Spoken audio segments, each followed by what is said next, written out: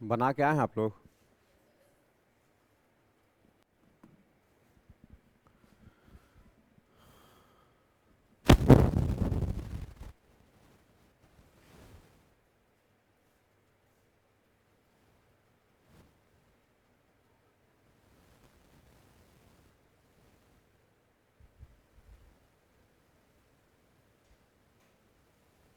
यहीं से है ना? देखिए, सबसे पहला क्वेश्चन में क्या कह रहा है?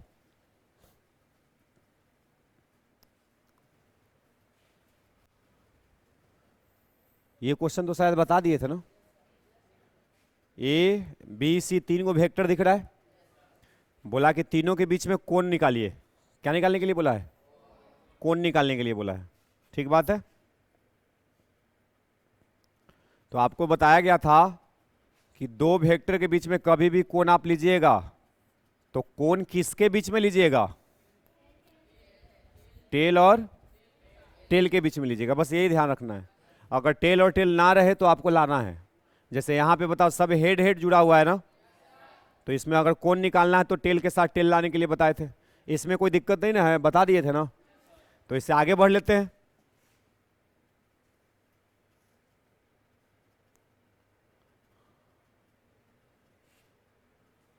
ये वाला भी क्वेश्चन वही टाइप है।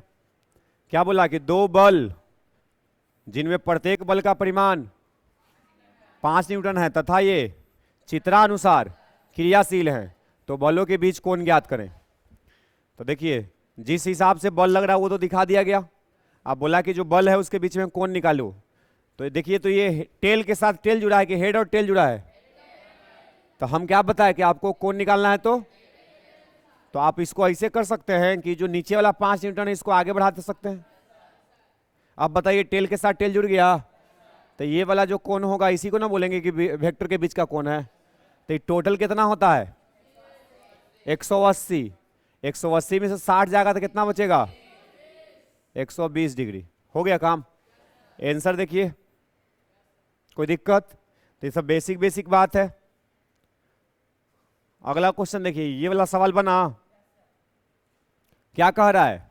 वर्षा ऊर्ध्वाधर नीचे की तरफ 5 मीटर पर सेकंड की चाल से पानी कैसे पड़ता? नीचे की तरफ, और सीधा नीचे गिर रहा है। कैसे गिर रहा है? ऊर्ध्वाधर बोला है ना, ऊर्ध्वाधर नीचे। ऊर्ध्वाधर नीचे का मतलब बिल्कुल सीधा नीचे।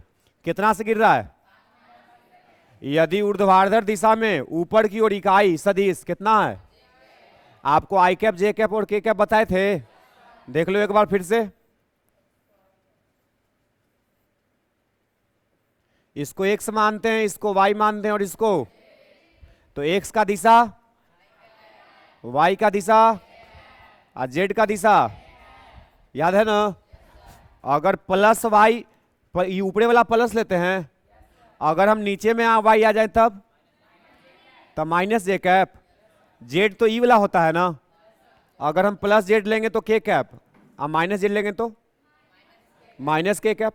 उसी तरह से अगर एक्स ले रहे हैं तो प्लस आई कैप, अगर इधर जाएंगे तो। समझ में आया बात? आप क्वेश्चन पे देख लीजिए, क्वेश्चन क्या कह रहा है कि वर्षा कहां गिर रहा था? 5 मीटर पर सेकंड से ऊर्ध्वाधर नीचे। तो नीचे वाला क्या मानोगे?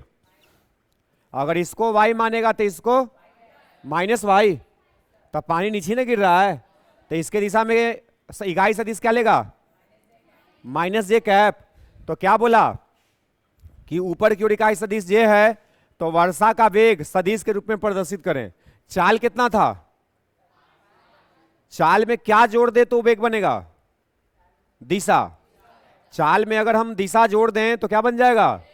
तो क्या बोला है कि नीचे गिर रहा है, तो हम उसका वेग भी वेक्टर लिख सकते हैं, बराबर क्या हो जाएगा? -5 जे कैप।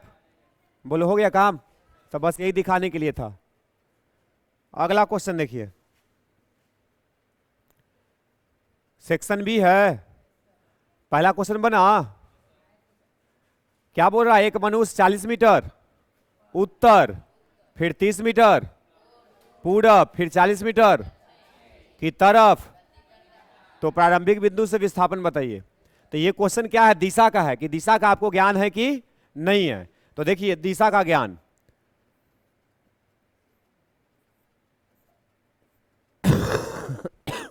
इधर क्या लेते हैं, इधर इधर इधर लेते हैं। अब जैसे जैसे बोल रहा वैसे वैसे कर दीजिए। 40 मीटर, तो आप कहां से चलना शुरू करो, मूल बिंदु से। मान लो कि 40 मीटर उत्तर गए, यहां पे पहुंचे, ये कितना मीटर है, 40 मीटर उत्तर चल गए। उसके बाद क्या बोला, 30 मीटर, तब पूरब करने हैं, इधर है, तब 30 मीटर इधर पूरब चल जाइए। मान लीजिए कितना है, 30 मीटर है, सही है। इसके बाद 40 मीटर दक्षिण करने हैं, तो 40 मीटर दक्षिण मतलब यहीं पे आ जाएगा, यही बिंदु पे, क्योंकि ये भी कितना था, तो 40 फिर से नीचे आएंगे तो इसी बिंदु के सामने ना आएंगे, पहुंच गए। 40 मीटर दक्षिण आ गया, की तरफ गति करता है, तो प्रारंभिक बिंदु से विस्थापन, प्रारंभिक बिंदु ई था, अंतिम बिंदु ई है, तो विस्थापन सीधा सीधा लाइन होता है, तो यही ना विस्थापन हुआ, तो ये कितना हुआ, हो गया आंसर। तो कौन, देखो 30 मीटर है, किधर है, क्या ये पूरब नहीं है, तो कोई दिक्कत नहीं है। अगला देखिए क्या बोल रहा है, एक सदिश जिसका परिमाण 30 तथा दिशा पूर्व की ओर, पूरब अभी समझाए थे ना, ये क्या था, आई साउथ, सही है। बोला कि एक सदिश जिसका परिमाण 30 है, एक सदिश जिसका परिमाण 30 है तथा दिशा पूरब की ओर है, दूसरे सदिश जिसका परिमाण 40 है तथा दिशा उत्तर की ओर है। देखो एगो सदिश को बोला कि परिमाण कितना है 30, ये पूरब की ओर है, एगो सदिश बोला कि 40 है, इसका दिशा उत्तर की ओर है। क्या समझ में आ रहा है, उत्तर की ओर है, से जोड़ा जाता है, तो परिणामी सदिश का परिमाण तथा दिशा पूर्व दिशा से बताओ। तो बताओ एगो सदिश एन्ने है, एगो सदिश एन्ने है, तो दोनों का योग करना है। क्या बोला है, जोड़ा जाता है, तो जोड़ने का मतलब योग करना है। तो अगर एगो वेक्टर इधर है, एगो वेक्टर इधर है, तो परिणामी इधर जाएगा, बोलिए परिणामी इधर नहीं जाएगा।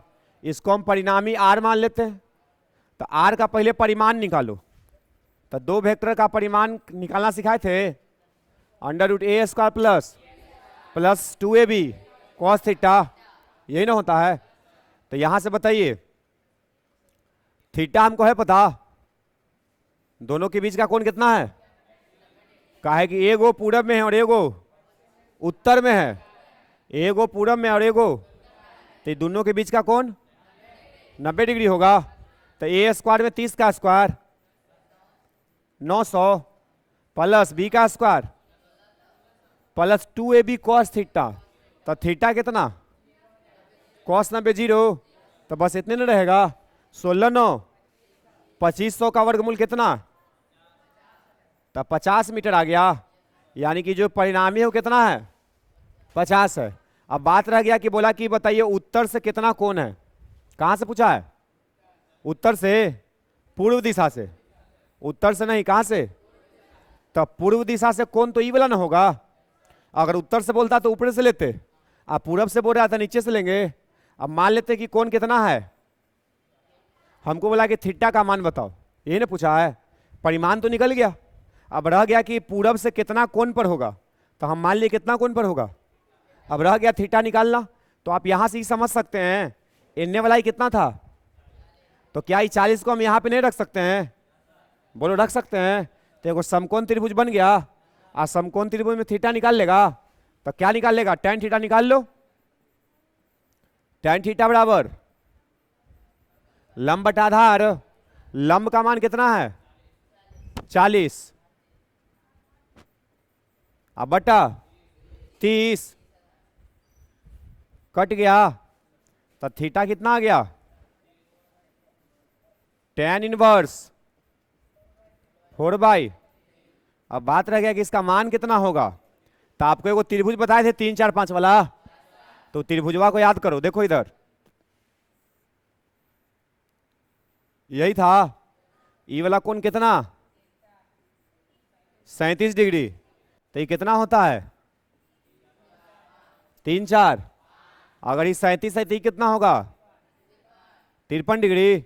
अब इसके हिसाब से सोच लो, tan थीटा का मान बताओ, tan 53 का कि tan 37 का मान 4/3 आएगा। अगर 37 का लेगा तो tan थीटा बराबर p/b, तो 3/4 आ रहा है, लेकिन आना क्या चाहिए था, तो कौन वाला लेना पड़ेगा। तो tan 53 लेके देखो, p/b, p कितना बटा आ गया, यानी कि हम इसका मान कितना बोल सकते हैं 53 डिग्री। तो देखिए परिमाण कितना आया, पूरब से दिशा कितना आया, आंसर चेक कीजिए आ गया है। तो नोट करना है तो नोट कीजिए जल्दी से।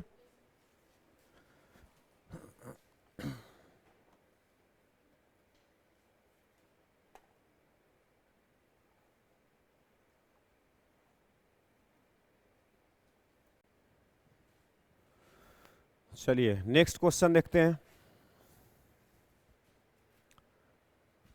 ये वाला हुआ था ना,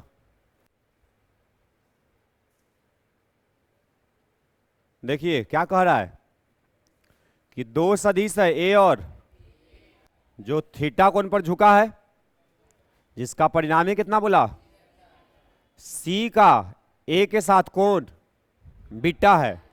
यदि ए तथा बी की दिशा को परस्पर परिवर्तित कर दें तो परिणामी सदिश का निम्न में से समान क्या होगा। देखिए पहले जो क्वेश्चन बोला उसको बनाइए। बोला कि दो वेक्टर ए और जो कितना कोण पर है, तो हम यहां से बना लेते हैं ए, इधर से बना लेते हैं बी।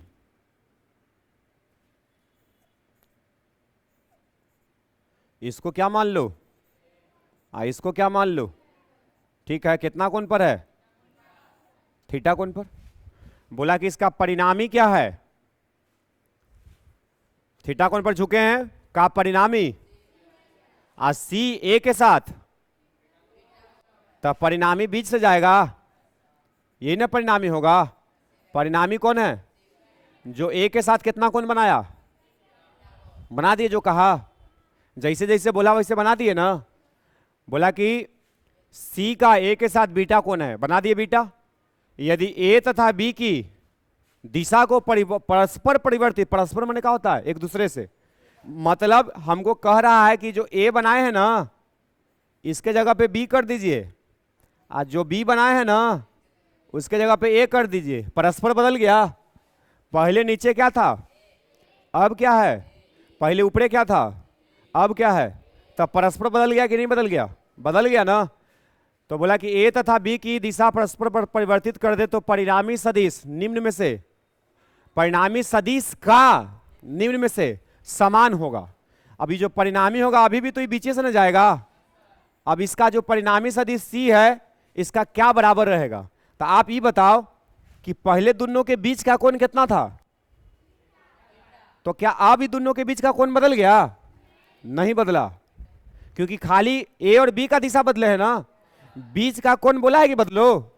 तो बीच का कोण अभी भी कितना होगा, अगर बीच का कोण थीटा होगा तो जो परिणामी हम निकालते थे जिसका परिणामी का परिमाण, परिणामी का, तब परिमाण का फॉर्मूला क्या होता था अंडर रूट प्लस प्लस, यही ना होता था। तब बता अभी भी तो ए और बी है ये ना है, तो ए और बी का मान तो वही रहेगा। थीटा बताओ दोनों के बीच का कौन था, तो थीटा भी तो अभी भी वही रहेगा। मतलब हमको ये दिख रहा है कि यहां से परिमाण निकालें चाहे यहां से परिमाण निकालें, परिमाण तो यही आएगा। तो क्या परिमाण बदलेगा, अब सोचना है दिशा के बारे में। दुए को तो चीजें होता है वेक्टर में, दिशा और, तब परिमाण देख लिया ना कि परिमाण तो नहीं बदलेगा। काहे कि ए और बी वेक्टर आपस में बदला है, क्या उसका मान बदला है, क्या दोनों के बीच का कोण बदला है। तो ना ए बदला ना बी बदला ना बीच का कोण बदला, तो क्या इसका परिणाम ही बदल जाएगा। तो एक तो चीज समझ में आ रहा है कि परिणामी नियत रहेगा। अब दूसरा दिशा, बताओ पहले ए के साथ कितना कोण पे था, कितना कोण पे था? क्या अब ए के साथ ही बीटा कोण पे होगा? नहीं होगा। क्यों? क्योंकि देखो पहले बी के साथ कितना कोण पे बचा था, ई वाला कोण कितना था? Theta minus beta. कहा कि टोटल कोण, और उसमें से कितना घटाना पड़ेगा? तो ऊपरे वाला कोण वहां कितना होगा? थीटा माइनस, होगा कि नहीं होगा? अब यहां पे बताओ ई वाला कोण ए के साथ कोण, बी के साथ कोण कितना था? बीटा था। ए के साथ कोण था बीटा, ए के साथ। अब ये किसके साथ होगा? ये बी के साथ होगा। अब बताओ ए के साथ बी के साथ क्या दिशा बराबर रह रहा है? बी के साथ कोण कितना था? Theta minus beta. तो क्या यहां पे परिणामी का दिशा नहीं बदल गया? बदल गया ना। पहले बी ऊपरे था और ए नीचे था, तो नीचे से कितना कोण पे था? बीटा। अब नीचे से कितना कोण पे होगा? तो दिशा चेंज हो गया कि नहीं हो गया? तो हम क्या बोलेंगे कि दिशा बदल जाएगा, परिमाण। आंसर चेक करो क्या लिखा हुआ है, कि क्या पूछा था, क्या समान होगा ना? तो बताओ परिमाण समान था, तो ये सही है। बताओ दिशा समान है, तो गलत हो गया। क्या बोला कि परिमाण व दिशा मतलब दोनों समान, सही बात है। खाली परिमाण है ना। अगला ना तो परिमाण ना तो दिशा, ये भी गलत हो गया, क्योंकि परिमाण तो बराबर ना है, तो ये भी गलत हो गया। तो कौन सही हुआ? क्या समझ में आया? बनाइए।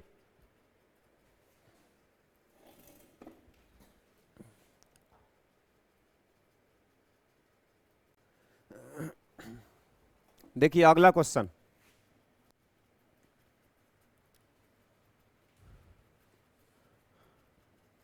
देखिए क्या बोल रहा है कि दो ए वेक्टर ए सदिश तथा ए सदिश बी तथा एक समतल में है। सदिश आगे लिखना चाहिए था, दो सदिश ए तथा बी, शब्द हेरफेर हो गया है। दो सदिश ए तथा एक समतल में है। तो समतल समझता है ना जी, ये बोर्ड देख रहा है, बोर्ड, ये समतल है कि नहीं है? तो बोला कि दो गो सदिश है ए तथा एक समतल में है, तो इसको ए मान लेते हैं, इसको एक समतल में आ गया, इसको कोप्लेनर वेक्टर बोलते थे। याद है? नहीं याद है? कोप्लेनर का मतलब जो एक ही प्लेन में हो, प्लेन बने समतल, तो वैसा वेक्टर जो एक प्लेन में होता है उसको बोलते हैं कोप्लेनर। क्या बोलते हैं? एक दूसरा सदिश सी तल के बाहर है। यहां पे क्या लिखा है ब्रैकेट में? यह तल ए तथा बी के तल के समानांतर नहीं है। मतलब जो तीसरा सदिश है वो तल के बाहर है, आई तल के समानांतर भी नहीं है। तो तीसरा को हम मान लेते हैं, इसे बना लेते हैं, इसी वेक्टर है। ये तल में तुमको दिख रहा होगा अभी, लेकिन तल में नहीं है, ये हम ऐसे बनाना चाह रहे हैं। तो ऐसे कैसे दिखाएंगे? बोर्डवा पे तो ऐसे नहीं दिखाई पड़ेगा, लेकिन तुमको समझ जाना है कि सी तल में कौन है, और ए और बी के लंबवत ले लिए हैं। समझ में आ रहा है? समानांतर नहीं लेना है। बोला है ना कि यह तल ए तथा बी के तल के समानांतर। तो क्या बोला कि तीनों सदिशों का परिणामी ए प्लस बी प्लस सी होगा। ये तीनों को अगर जोड़ें तो क्या होगा? तो बताओ ए प्लस बी का परिणामी निकालेंगे तो इधर जाएगा, बोलो इसे आएगा ना इधर। इसको मान लेते हैं कि परिणामी आर है। अभी आर इधर है, और सी तुमको क्या दिख रहा है कि इधर है, कि सी ऐसे है, बाहर है ना। अब बताओ ई वाला जो मार्कर है ई वाला, और जो आर है ई वाला, अगर ये दोनों को हमको पर जोड़ना है, तीनों को जोड़ना था ना, ए वेक्टर बी वेक्टर और प्लस सी वेक्टर, तब पहले हम किसको जोड़ दिए? तो ए बी का परिणामी कौन आया? अब आर के साथ किसको जोड़ना है? जोड़ना है। तब बताओ आर दिख रहा है ना किधर है, और सी इधर है। क्या बताओ इसको जोड़ेंगे तो जीरो हो सकता है? बोलो हाँ, ये दोनों को जोड़ेंगे तो जीरो हो सकता है?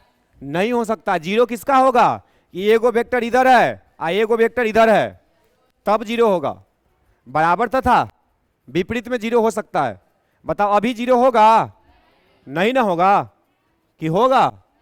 तो देखो ऑप्शन पढ़ते हैं, शून्य हो सकता है, नहीं हो सकता है, अभी तो बताए। अगर यही सी बोलता कि प्लेन में है ना, इसको ठीक इसके विपरीत बना देते तो जीरो हो जाता, समझ रहे हो। लेकिन बोल दिया है कि प्लेन में।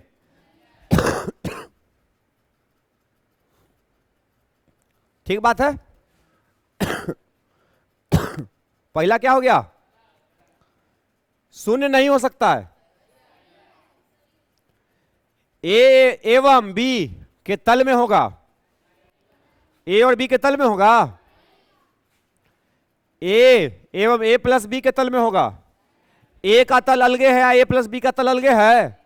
ए का तल यही वाला है, बोर्ड वाला, ए प्लस बी का भी तल यही ना है जी। तो ये भी क्या हो गया, तो सही कौन हो गया, पकड़ा गया। तो ये सब केवल समझने का सवाल है। ठीक बात है, आगे बढ़े।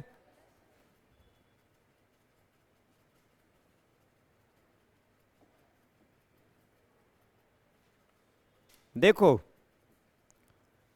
क्या बोला कि बलों 10 न्यूटन तथा 6 न्यूटन का सदिश योग हो सकता है। दो गो वेक्टर है, एगो को मान लेते हैं ए वेक्टर जो बल है जिसका मान कितना है, एगो को मान लेते हैं बी वेक्टर जिसका मान कितना है। बोला कि बताओ ये दोनों सदिश का योग क्या हो सकता है। 4 गो ऑप्शन दिया, तो तुमको बताओ बीच का कौन दिया हुआ है, नहीं ना। अब बोला कि दोनों का योग क्या हो सकता है, क्या संभव है। तब बताओ ए और बी को अगर जोड़ेंगे तब परिणामी कितना आएगा। अगर हम बोले कि सी का जो महत्तम मान है वो कितना होता है, तो आपको बताए थे अंडर रूट, इसका फॉर्मूला क्या होता है, a square plus 2ab cos theta. बताओ यहां पे अगर हम मैक्सिमम लिख रहे हैं तो ए और बी का अगर मान हम जोड़ें, हमको महत्तम मान चाहिए, तो ये महत्तम कब होगा, जब थीटा का मान cos थीटा का मान 1 होगा। cos थीटा का मान 1 होगा तो थीटा का मान 0 होगा, तभी ना होगा। तो cos थीटा का मान 0 तो cos थीटा का मान 0, थीटा का मान तो cos थीटा, आई cos थीटा का महत्तम मान है। तो जब cos थीटा का मान महत्तम होगा तो उसका परिणामी का मान भी महत्तम होगा, और जब cos थीटा का मान न्यूनतम होगा तो परिणामी का मान भी। तो इसका महत्तम मान हम कितना लिखेंगे, इसका महत्तम मान कितना लिखेंगे, ये कितना हो जाएगा 1। तो ये क्या बनेगा, ए प्लस बी का होल स्क्वायर, ए प्लस बी का है कि ई तो 1 हो गया, तो क्या बचा a square plus b square plus 2ab। इसको क्या बोलते हैं, ए प्लस बी का होल स्क्वायर। बताओ स्क्वायर से रूट खत्म, तब बताओ सी का महत्तम मान कितना आया, ए प्लस, समझ में आया। तो ए और बी कितना था 10 और, तो 10 और 6, तब महत्तम मान कितना आया 16। न्यूनतम मान भी निकाल सकते हैं, क्या बोले कि न्यूनतम मान कब होगा, 180 डिग्री हो, क्योंकि cos थीटा का मान -1 होना चाहिए ना। cos थीटा का वैल्यू -1 कब होता है, 180 डिग्री पर, कितना पर। तो हम क्या बोलेंगे कि C का मान क्या होगा, न्यूनतम होगा। C का मान जब cos थीटा का मान -1 होगा और थीटा कितना होगा 180 डिग्री, बोलो सही है। तो यहां पे C का मिनिमम मान निकाल सकते हैं, तो कितना हो जाएगा अंडर रूट, यहां पे -1 पुट करेगा तो माइनस हो जाएगा, तो क्या बनेगा a माइनस बी का होल स्क्वायर। तो यहां पे क्या लिखेंगे, a माइनस बी का है स्क्वायर से रूट खत्म, तो a माइनस बी करो, ये कितना था, तो 10 - 6 4 न्यूटन। तो देखो न्यूनतम मान भी आपके पास है और महत्तम मान भी आपके पास है, दिख रहा है दोनों। अब जो भी C का मान होगा यही दोनों के बीच में ना होगा। न्यूनतम कितना, महत्तम कितना, क्या 4 से कम संभव है, क्या 16 से ज्यादा संभव है। ऑप्शन पकड़ो, 2 न्यूटन 4 से क्या है, तो ये क्या हो गया। उसके बाद 8 न्यूटन है, तो ये क्या हो गया 18 न्यूटन, तो 16 महत्तम है, तो ये 20 न्यूटन, पकड़ा गया, सही है, लिख लीजिए। थीटा दिया हुआ था कहां? ये तो अपने से सोचे ना, इसमें क्वेश्चन में थीटा था, लेकिन बोला कि 2 वेक्टर है 10 और 6 न्यूटन का, तब बोलो कि उसका परिणामी कितना हो सकता है।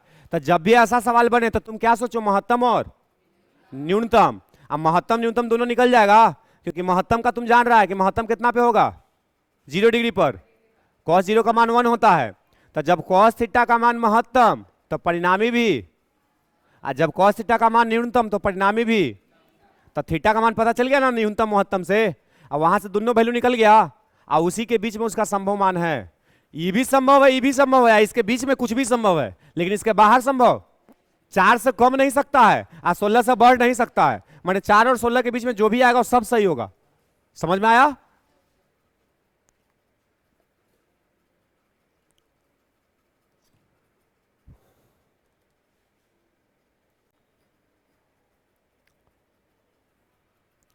अगला क्वेश्चन देखिए, कौन वाला है? 6 है। क्या बोला है देखो तो, सदिशों का समुच्चय समान क्रम में लेने पर एक बंद बहुभुज बनाता है। समान क्रम का मतलब समझा? बोलो। नहीं, क्रम समान, क्रम समान का मतलब दिशा एक समान, क्रम का समान का मतलब देखो कैसे है, सदिशों का समुच्चय क्या लेना है, सदिशों का समान क्रम, समान क्रम मतलब दिशा एक जैसा रखना। ऐसे एगो इधर लिए, एगो इधर लिए, तो एगो इधर ले लिए।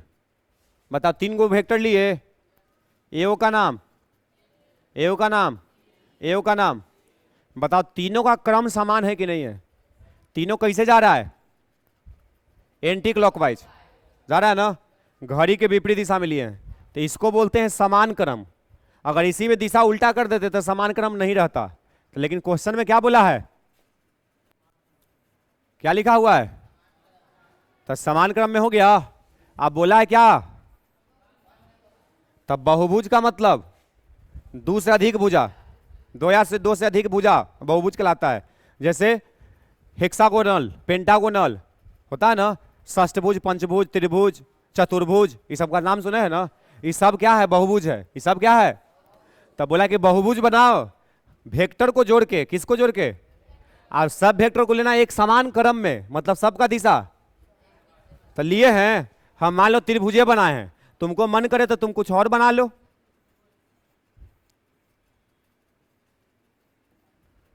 के गो हुआ? 1 2 3 4 5 गो हो गया।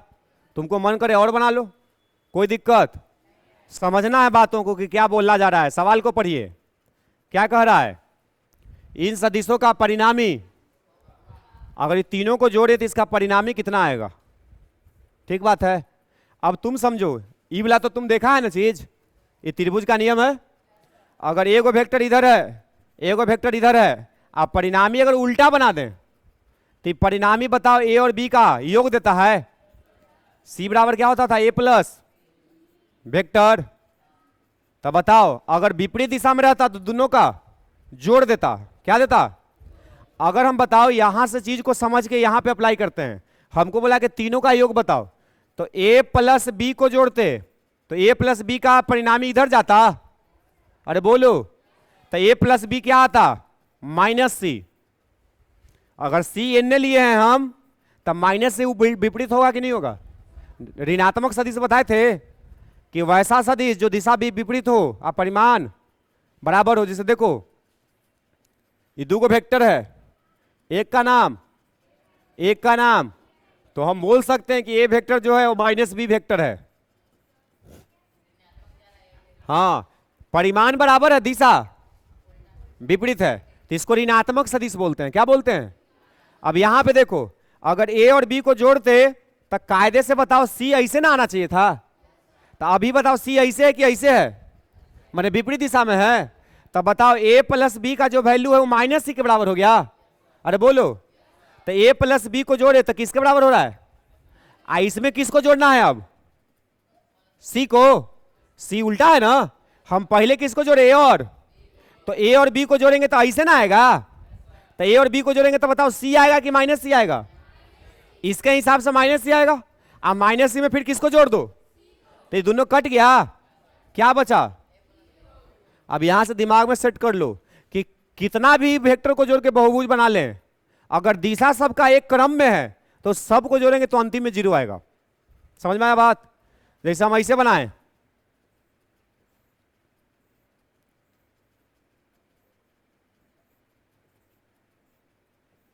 देखो देखो बहुभुज बना, हम बोले कि सबको जोड़ेंगे कितना आएगा, जीरो आएगा। अगर ये विपरीत, यही वाला चीज अगर विपरीत दिशा में बना देते, ई वाला, तो अगर ये है, बी है, सी है, डी है, ई है, अगर ई ऐसे रहता तो ई बराबर क्या बोलते, a plus b plus c plus d. समझ में आया। अगर विपरीत रहता तब, लेकिन एक दिशा में है तो जीरो, क्योंकि अगर मान लो इस सबको चारों को जोड़ते तो कितना आता, ई आता ना।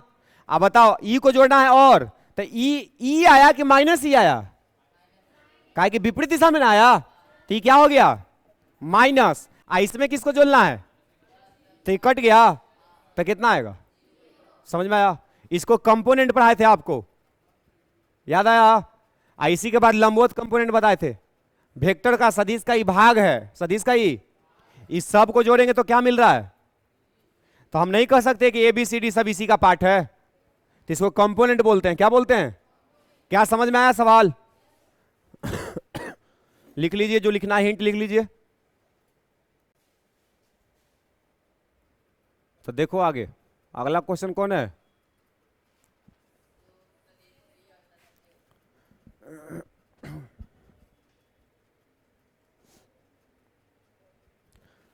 सतमा है। देखो क्या बोल रहा है कि दो सदिश P तथा का सदिश योग, तो इनके धनात्मक दिशा के बीच कोण कितना होगा। अभी अभी सवाल बताए थे, दो गो सदिश का योग क्या बोला है, तो न्यूनतम कब हो जाता है, कॉस थीटा का मान -1, और कॉस थीटा का मान -1, थीटा बराबर 180 पे होता है, तो थीटा बराबर कितना पे 180 दिख रहा है, पाई का मान, तो डायरेक्ट आंसर मिल गया कि थीटा का मान 180 डिग्री होगा, तो मान क्या होगा, न्यूनतम होगा। अभी अभी बताए थे ना, समझ गया। अगला, यदि ए तथा सदिशों का परिणामी अधिकतम न्यूनतम के बाद अधिकतम कब होता है, 0 डिग्री, तो cos 0 बराबर 1 होता है ना, यानी कि थीटा का मान 0 होगा, तो उनके बीच का कोण बोला था 0 डिग्री, तो 0 डिग्री है। बोलो, ये सब देख के मुजवानी बन रहा है सवाल, समझ में आ रहा है ना। आई बिल्कुल बेसिक क्वेश्चन है, इस सब बच्चा को आना चाहिए, नहीं आना चाहिए जी। दो गो वेक्टर को जोड़ेंगे, कम मान में महत्तम होगा, कम न्यूनतम होगा, समझ में आना चाहिए कि नहीं। इसको प्रैक्टिकली समझता है। देखो प्रैक्टिकल हम दिखाते हैं। अगर एक वस्तु है, इस पे एक बल लगा F1 5 न्यूटन का, कितना न्यूटन का, इसी दिशा में लगा दी F2 कितना न्यूटन का। बताओ क्या दोनों का दिशा समान है, क्या दोनों का दिशा समान है जो बल लग रहा है। अगर बताओ दिशा समान है तो कोई पूछे कि कोण कितना, 0 डिग्री, कोण कितना। अगर ये कोण 0 डिग्री है तो कोई पूछे कि बताओ इसमें परिणामी बल कितना लगा, तो 10/5, क्योंकि बताओ परिणामी अगर बल निकालेगा तो परिणामी बल महत्तम कितना आएगा, A + B ना आएगा। A + B का होल स्क्वायर आता था, रूट खत्म होता था, कितना बचता था, तो 10/5 आ रहा है कि नहीं आ रहा है। तो इसका महत्तम, किसी भी वस्तु पे अगर दो को बल लग रहा है 10 और 5 का, तो महत्तम मान कितना हो सकता है, 15। 15 से ज्यादा नहीं लगेगा, 15 से कम लग सकता है, 15 से कम लग सकता है। कम कैसे लगेगा, या सबसे कम कब लगेगा, न्यूनतम। तो देखो ये जो F1 इधर दिखा रहे थे ना, हम इधर से इसको मिटा देते हैं, ठीक है। F1 को एने लगा देते हैं, ठीक विपरीत कितना था। अब बताओ कोण कितना हो गया, 180 डिग्री आ गया। अगर 180 डिग्री आ गया तो FR का मान क्या होगा, मिनिमम। इसका क्या बोलेगा, A-, तो A- भी कितना, 5 - 10 -5, ये माइनस क्या बता रहा है? दिशा। -5 क्या बता रहा है? अच्छा, F2 a माइनस बी का मतलब F2 माइनस F1 घटाएंगे तो इसको मॉड में लिख सकते, इसका परिमाण निकाल रहा है ना, तो ये 5 होगा कि -5 होगा? 5। अब 5 करने लगेगा इधर, क्योंकि 10 इन्हें जाते हैं, तो 10 में से 5 गया, 5 बचा, 5 करने बचेगा, इन्हीं ने बचेगा, तो इसका आंसर क्या बोलेगा? +5 न्यूटन। कितना बोलेगा? तो न्यूनतम कितना आया? महत्तम कितना आया? अब इसके बीच में कुछ और संभव है। अब मान लो कि हम ऐसे बनाते कि एक बल लेने लगा, एक बल लेने लगा, अब बीच में कौन 30 डिग्री है, तभी दोनों के बीच में आंसर आएगा। समझ में आ रहा है बात? क्लियर हुआ? तो क्या हुआ, ये क्वेश्चन हो गया ना जी? कौन वाला था? 0 पर। चलिए आगे बढ़ते हैं।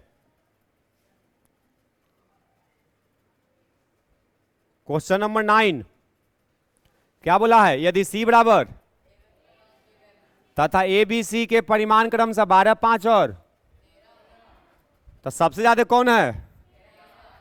तो ए बी के बीच कौन क्या होगा? देखो ए बी सी का मान दिया है, तो ए का मान कितना, बी का और सी का, और यहां पे क्या लिखा है? सी बराबर ए प्लस। तो देखो जोड़ते हैं हम, ए है 12, बी है 5 और सी है, ऐसे बनेगा।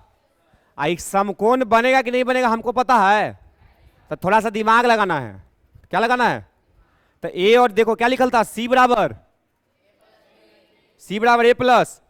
इसको जोड़ के देखो कि 13 आता है कि नहीं। तो दूगो का परिणामी होता है आर मान लो, या सी लिखल है, तो सी लिखो। सी बराबर क्या होगा? √ A square plus b square plus, तो ए स्क्वायर बी स्क्वायर बताओ 144 और 25 169, 169 का 13, यानी कि बाद में कुछ होना नहीं चाहिए। तो बाद में कुछ कब नहीं होगा? जब 90 डिग्री होगा तो ना। काहे कि क्या लिखेगा? 2ab cos 90, तो cos 90 0, तो ये सब साफ हो गया। तो कितना आंसर आया? 13। बोला कि क्या पूछा कि ए और बी के बीच का कोण क्या होगा? तो ए और बी के बीच का कोण कितना है? 90 डिग्री। तो कौन सा आंसर हो गया? अब ये बात है कि सारी जरूरी है कि हमको पता चल जाएगा, तो नहीं पता चलेगा तो आपके पास नियम है ना, नियम से काम कीजिए। नियम से कैसे काम कीजिएगा? देखिए हमको नहीं पता है कि कितना डिग्री है, ठीक है, हमको पता नहीं है, लेकिन ए और बी का यहाँ पे दिया हुआ ना कि सी का जो मान है ए प्लस बी के बराबर है। तो यहां से आपको एक फॉर्मूला बताए थे कि ए वेक्टर है, आई मान लो बी वेक्टर है, आई मान लो सी वेक्टर है। बोलो, तो हमको ई वाला कौन निकालना है? सब बताओ। साइन रूल और कोसाइन रूल बताए थे तुमको, साइन और कोसाइन। तो यहां पे 13 पता है? नहीं पता है। इसी का मान कितना है? 13 है। बी का मान कितना है? ए का मान कितना है? बोलो पता है कि नहीं पता है? अब यहां पे रह गया ये थीटा का मान बताओ, तो थीटा का मान कैसे निकालेगा? साइन और कोसाइन दो रूल बताए थे आपको। साइन रूल कैसा लगता है? भुजा और उसके सामने का साइन वैल्यू। तो अगर हम लिखे सी तो बटा में क्या होगा? Sine C. अगर हम लिखे बी तो बटा में क्या होगा? Sine B. बोलो सही है। अब बात रह गया कि साइन बी तो हमको पता है, ये नहीं है। साइन बी हमको है पता? नहीं ना पता है जी। इसमें से कोई भी कोने को हमको पता रहता तो काम हो जाता, लेकिन हमको कोई भी पता नहीं है। तो सबसे बढ़िया ऑप्शन क्या है कि 12, 13, 5 को देख के समझ जाएंगे कि ये समकोण त्रिभुज बना रहा है, और समकोण त्रिभुज बना रहा है तो दोनों के बीच का कोण कितना हो जाएगा? इस तरह से सोचेंगे तो ज्यादा बेटर है। इसमें फंसेंगे तो उलझ जाएंगे ना। क्या समझ आया? आगे बढ़े।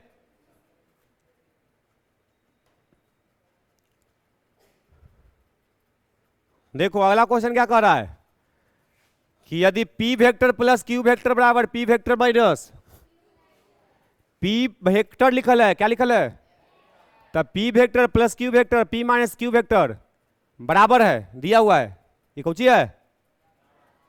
तथा p व q के बीच कौन?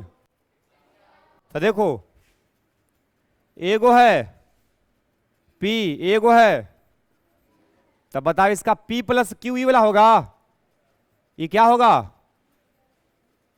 P वेक्टर प्लस, अगर हम P माइनस क्यू निकालें तब बताओ P माइनस क्यू कैसे निकलेगा, Q को पीछे कर दो तो क्या हो गया माइनस क्यू। अब इसको इसको जोड़ दो तो इसको इसको जोड़ेगा तो इधर आएगा, इसका मान कितना होगा P माइनस।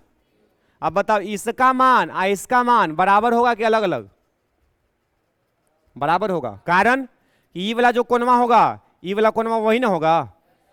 तब बताओ क्या वेक्टर बदला है, माने वेक्टर का परिमाण बदला है कि अभी भी P और Q था, अभी भी P और क्या बीच का कोण बदला है, दोनों में कोई भी, तो इसका परिणामी और इसका परिणामी बदलेगा, यानी कि इसका परिमाण बराबर होगा, मॉड लगा दें तो इसका मान बराबर होगा, लेकिन क्या दिशा बराबर है, एगो एन्ने है और एगो, तो दिशा बराबर लेकिन परिमाण बराबर है, काहे कि P और Q बराबर, P और Q बराबर, कोण भी समझ में आ रहा है। तो P और Q का मान, P प्लस Q का मान, P माइनस Q का मान, मान माने परिमाण बराबर होगा लेकिन दिशा बराबर, क्योंकि एगो का दिशा इधर है, एगो का दिशा, ऑप्शन देखो ये वाला था, क्या बोला कि P प्लस Q बराबर P माइनस Q वेक्टर है तथा P और Q के बीच का कोण, तो थीटा का मान 0 होगा। बताओ थीटा का मान 0 होगा तो P और Q, P प्लस Q और P माइनस Q बराबर होगा जी। 0 कब बताए थे कि एक दिशा में हो, तो एक दिशा में तो प्लस ना होगा, माइनस बराबर होगा, यानी कि ये वाला संभव 90 डिग्री, क्या 90 डिग्री पे संभव है।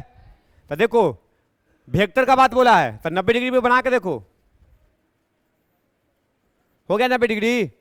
इसको क्या मान लो, इसको क्या मान लो, इसका परिणामी इधर, minus Q P minus Q इधर, तो इसका परिणामी इधर, बोलो तो क्या P प्लस क्यू और P माइनस क्यू बराबर हो गया, वेक्टर में परिणाम यहां बराबर होगा, जैसे यहां पे परिणाम बराबर हुआ था ना, तो यहां भी बराबर होगा, लेकिन क्या दिशा बराबर है, तो तुमको वेक्टर ना बराबर करना है, मॉड लगल है, अगर मॉड लगल रहता तो ये सही हो जाता, समझ रहे हो, अगर मॉड लगा रहता तो ये सही हो जाता, क्योंकि परिमाण दोनों का बराबर होगा, काहे कि ई वाला कोण भी 90 आई वाला कोण भी, तो जब कोणवा बराबर है वेक्टरवा बराबर है तब परिणाम बराबर नहीं होगा, लेकिन यहां पे वेक्टर लिखल है परिणाम, इसलिए ये गलत हो गया। इसके बाद क्या बोला P बराबर, बताओ P का मान 0 पुट कर दे तो क्या बनेगा Q बराबर माइनस Q, तो बराबर है, दिशा विपरीत ना हो गया जी। Q बराबर 0 पुट करो तो यार इधर से क्या बचा P, इधर से भी क्या बचा, ये बताओ बराबर है कि नहीं है, तो कौन सही हो गया, क्या समझ आया।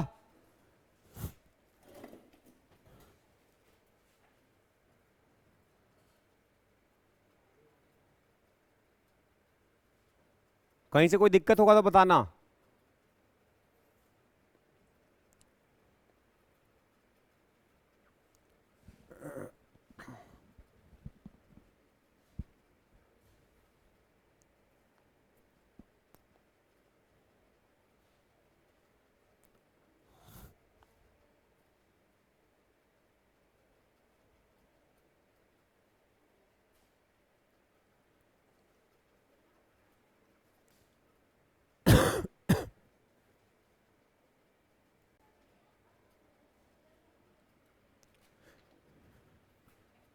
इसके बाद कौन है 11 ना, क्या कह रहा है, समान लंबाई के दो लंबवत सदिशों का योग व अंतर होगा, समान लंबाई के दो लंबवत सदिश अभी अभी बताए थे,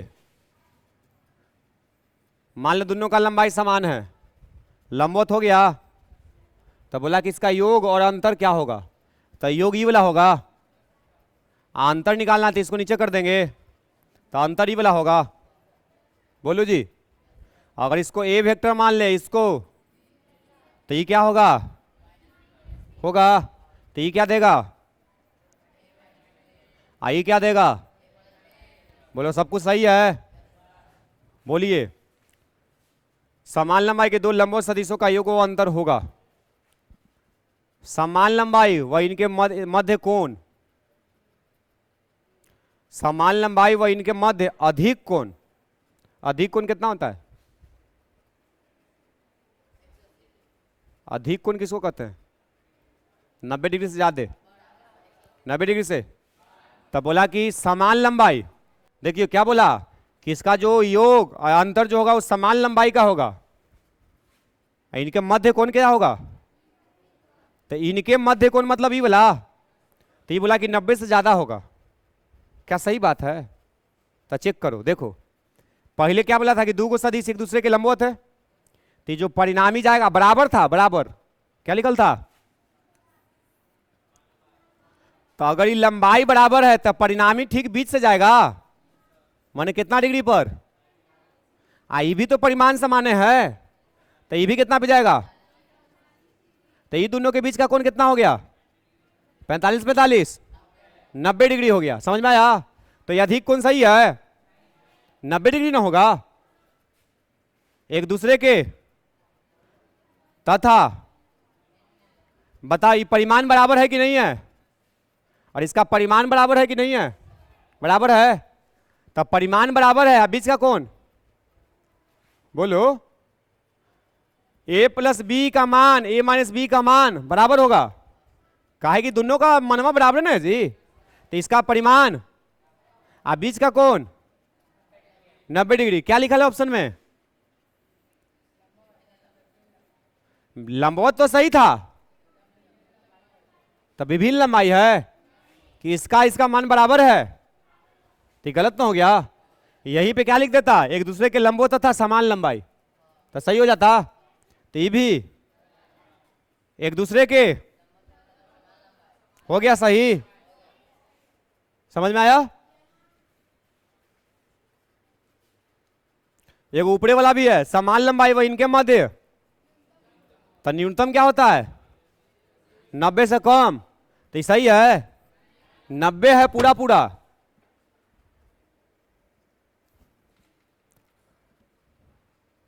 तब बी तक कंप्लीट हो गया, रहने दें। अगर नहीं बनाए थे तो आज जाके बनाइएगा। बाकी कितना क्वेश्चन और बाकी है इसमें?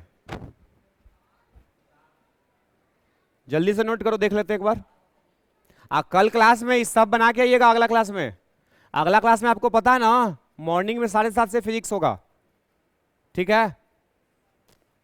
देखते हैं 24 तारीख के बाद आपका समय नहीं होगा तो सवेरे कर देंगे। देखो ये सब ज्यादा दिन चलने वाला है नहीं, लेकिन डिस्टर्ब तो कर ही रहा है। अब देखो कब तक करता है।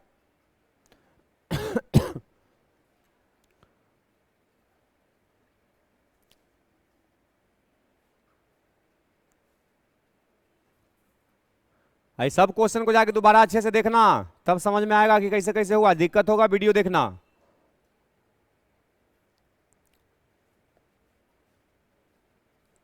मिटा दें। देखो सेक्शन सी में 8 को सवाल है और डी में 4 को सवाल है, ठीक है? तो 8 4 12 को सवाल आपका होमवर्क है, आप इसको बना के आइए, ठीक बात है? नहीं बनेगा तो फिर से अगला क्लास में हम बता देंगे आपको।